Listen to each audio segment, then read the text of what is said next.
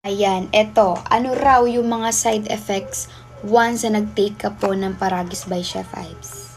Actually, di po siya literal na side effect na harmful sa katawan natin, okay? Ito po ay tinatawag na detox effect. Yung detox effect na yan, wag niyo po siyang i-take as negative kasi natural mo lang siyang mararamdaman. Siyempre, nagdi-detox ka nga, naglilinis ka ng katawan, so talagang lalabasan ka ng mga dapat lumabas sa katawan mo ng mga toxins. Okay, so ano po, bibigay ko sa inyo mga example para malaman nyo kung kayo po ay nagdi-detox na ha. So, number 1, first, madalas sa mga nararamdaman to ng mga users po natin or ka-Chef Ives natin, utot dighay. Pag kayo umutot, dighay, panay, utot, dighay, ibig sabihin, ang ganda po niyan sa tiyan ninyo. Especially kung kayo ay bloated. So, yung mga gas na nakatrap sa tiyan nyo, mailalabas po yan through dighay at utot. Pangalawa, magpeplema po kayo, which is normal. Ibig sabihin, pag nagplema kayo, kinlens yung baga ninyo. 'Di ba? Matuwa ka pag nagplema ka bigla. Nako, good for your lungs talaga yan. Ihi po kayo ng iihi kahit mag-take kayo ng capsule or ng tea, lalo na tong tsaa. So, meron siyang diuretic effect na nakakatulong po, kaya kayo ay ihi ng ihi. Na maganda sa kidney natin, di ba? Isa pa, dudumi po kayo. Yung iba, akala nag-LBM sila, which is hindi naman, kasi buo naman pala, pero 3 times a day daw dumudumi, which is good.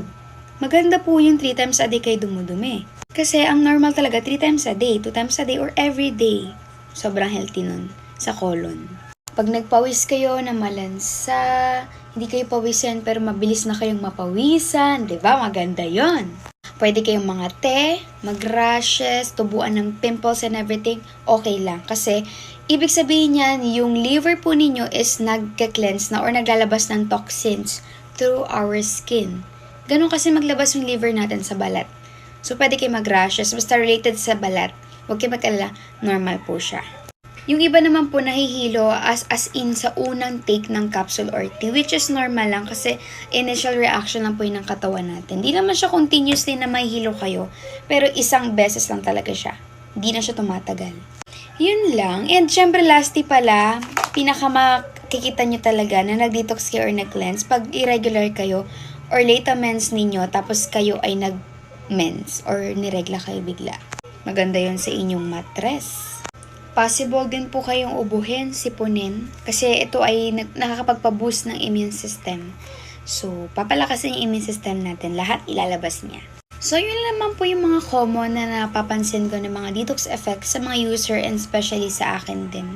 And yun lang, huwag niyo po siyang i-take as negative kasi normal lang siya at magugustuhan niyo talaga na ganun ang nangyari sa inyo kasi yun yung way niya na para mapalabas yung mga toxins sa katawan natin. So, yun lang po. Pag naranasan nyo po yung mga ganong detox effect, dire-diretso nyo lang po yung inom at wag po kayo mag-stop kasi normal lang siya.